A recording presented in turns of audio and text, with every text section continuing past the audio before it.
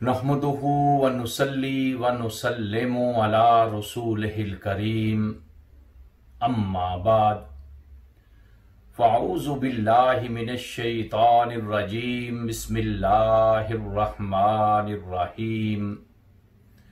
मुअज़्ज़ज़ सामिईन व नाज़रीन,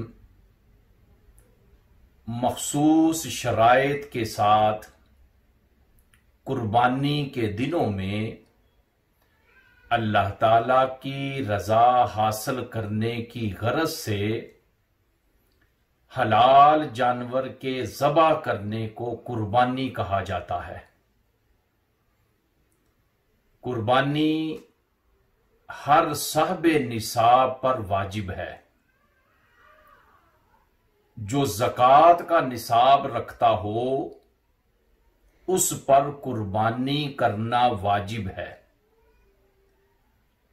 और जो निसाब रखने के बावजूद कुर्बानी नहीं करेगा वो इंदल्लाह गुनाहगार होगा। हजूर नबी करीम रऊफुर रहीम अलैहिस्सलातु वस्सलाम इरशाद फरमाते हैं, मन कान लहू साअतुन वलम युदहि फला यकरबन्ना मुसल्लाना। अल्लाह के प्यारे नबी ने इरशाद फरमाया, वो इंसान जो कुर्बानी करने की ताकत रखता हो लेकिन वो ताकत रखने के बावजूद कुर्बानी ना करे तो वो हमारी ईदगाह में ना आए। तो इससे पता ये चलता है कि अगर इंसान ताकत होने के बावजूद कुर्बानी नहीं करता तो अल्लाह के नबी ने उसके बारे में फरमाया है कि वो हमारी ईदगाह में नमाज पढ़ने के लिए ना आए, क्योंकि वो अल्लाह की बारगाह में कुर्बानी पेश नहीं कर रहा। तो इसलिए किसी शख्स के ऊपर कुर्बानी के वाजिब होने के लिए मुख्तलिफ शराइत भी हैं। जब वो शराइत पाई जाएंगी तो कुर्बानी वाजिब होगी, और इन शराइत में से अगर कोई शर्त नहीं पाई जाती तो उसके ऊपर कुर्बानी वाजिब नहीं होती। नंबर 1, मुसलमान होना। कुर्बानी करने के लिए पहली शर्त यह है कि इंसान मुसलमान हो। मुसलमान के अलावा जो भी कुर्बानी करेगा उसको कुर्बानी करने का अजर और सवाब नहीं मिलेगा। नंबर 2, साहिबे निसाब हो। अगर वो इंसान मालो दौलत नहीं रखता, उसका माल निसाब को नहीं पहुंचता, यानी 52.5 तोले चांदी या उसके बराबर कीमत माल अगर उसके पास नहीं है तो वो साहिबे निसाब नहीं है। इसलिए साहिबे निसाब होना यह भी जरूरी है। नंबर 3, आकिल होना। नंबर 4, बालिग होना। नंबर 5, आजाद होना। और नंबर 6, मुकीम होना।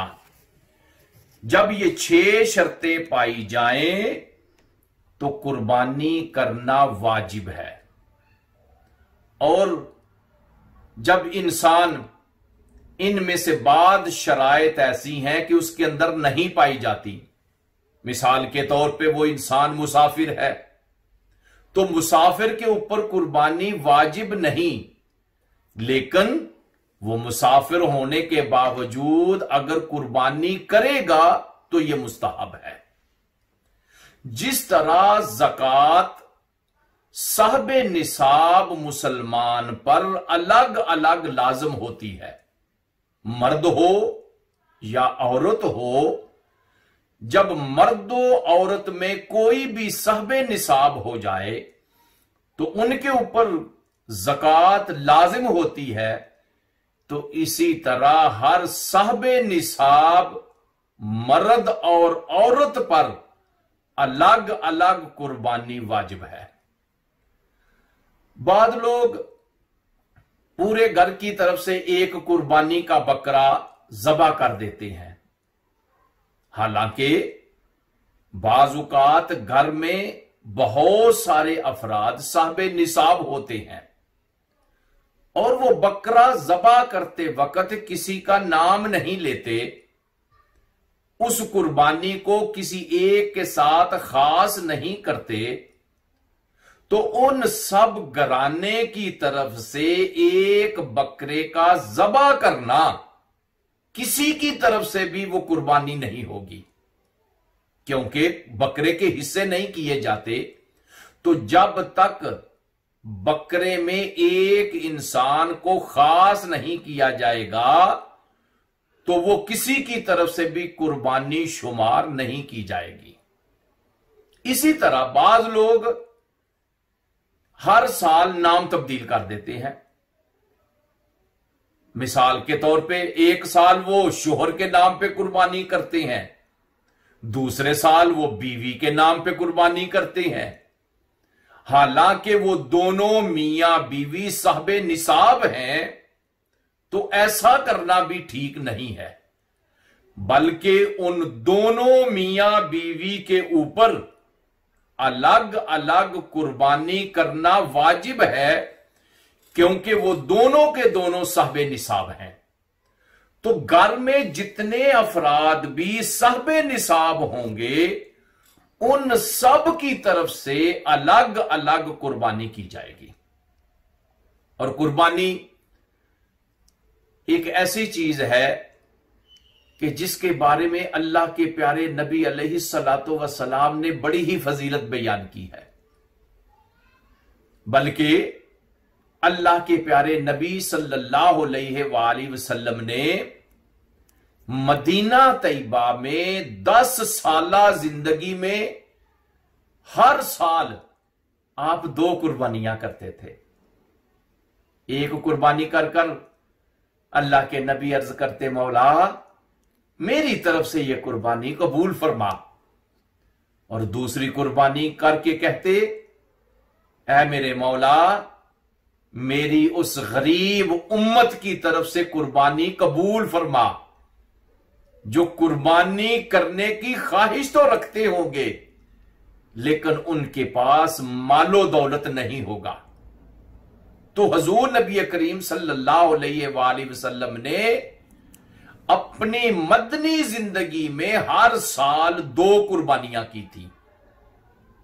और अल्लाह के प्यारे नबी ने हजरत सैयदना इमाम अली रजी अल्लाह ताला अन्हो को वसीयत की थी कि आप हर साल 2 कुर्बानियां करेंगे। अर्ज की, अल्लाह के प्यारे नबी मैं तो निसाब का मालिक भी नहीं हूं, फिर 2 कुर्बानियां? हजूर ने फरमाया, अली तू 2 कुर्बानियां करेगा, एक अपनी तरफ से एक मेरी तरफ से। तो अल्लाह के प्यारे नबी के इस दुनिया से तशरीफ ले जाने के बाद हजरत इमाम अली रजी अल्लाह ताला अन्हो ने हमेशा 2 कुर्बानियां की थी, एक अपनी तरफ से और एक अल्लाह के प्यारे नबी अलैहिस्सलातु वस्सलाम की तरफ से। तो मैंने अर्ज किया कि अल्लाह के प्यारे नबी ने कुर्बानी की बड़ी फजीलत बयान की है। एक हदीस पाक में हुजूर नबी करीम सल्लल्लाहु अलैहि वसल्लम इरशाद फरमाते हैं कि यौमुन नहर यानी कुर्बानी के दिन में अल्लाह ताला को ये बात सबसे ज्यादा पसंद है कि इस दिन में खून बहाया जाए। खून बहाने से ज्यादा रब को कोई चीज ज्यादा पसंद नहीं है।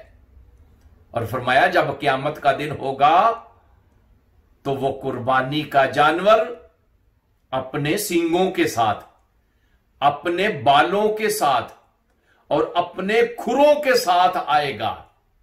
और फरमाया कुर्बानी का खून जब जमीन पे गिरता है तो जमीन पर गिरने से पहले ही वो अल्लाह के यहां मकबूल हो जाता है। इसलिए फरमाया खुश दिली से कुर्बानी किया करो। दूसरी जगह अल्लाह के प्यारे नबी अलैहिस्सलातु वस्सलाम इरशाद फरमाते हैं, कुर्बानी के हर खून के कतरे के बदले में अल्लाह ताला एक गुनाह बख्श देता है। और फरमाया कुर्बानी के हर बाल के बदले में अल्लाह ताला एक नेकी का सवाब लिखता है। और खून के पहले कतरे के साथ ही कुर्बानी करने वाले के पहले सारे गुनाह बख्श दिए जाते हैं। और फरमाया जब कल क़यामत का दिन होगा तो कुर्बानी का जानवर अपने साहिब के लिए सवारी बन के आएगा। और जब हज़रत फातिमा ज़हरा रज़ी अल्लाह ताला अन्हा कुर्बानी करती तो अल्लाह के प्यारे नबी फरमाते, ए फातिमा उठो, अपनी कुर्बानी के पास मौजूद रहो, क्योंकि इसके खून का पहला कतरा जमीन पर गिरने से पहले तुम्हारे पिछले गुनाह माफ हो जाएंगे।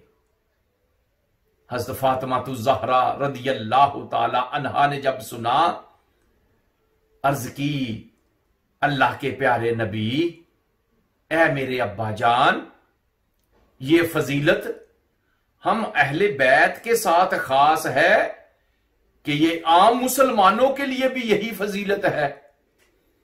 तो हुजूर नबी करीम सल्लल्लाहु अलैहि वसल्लम ने इरशाद फरमाया, ए फातिमा, ये तखसीस हमारे लिए भी है और तमाम मुसलमानों के लिए भी है। तो इससे पता ये चलता है कि जब इंसान खुश दिली के साथ अल्लाह की रजा हासिल करने के लिए कुर्बानी करता है तो अल्लाह ताला उसके पहले सारे गुनाहों को माफ कर देता है। इसलिए हर साहिब निसाब पर कुर्बानी वाजिब है और इस कुर्बानी को बड़ी खुश दिली के साथ करना चाहिए। व सल्लल्लाहु ताला अला खैर खल्किही व नूर अर्शिही सय्यदना व मौलाना मुहम्मदिन व अला आलिही व अस्हाबिही अजमाइन।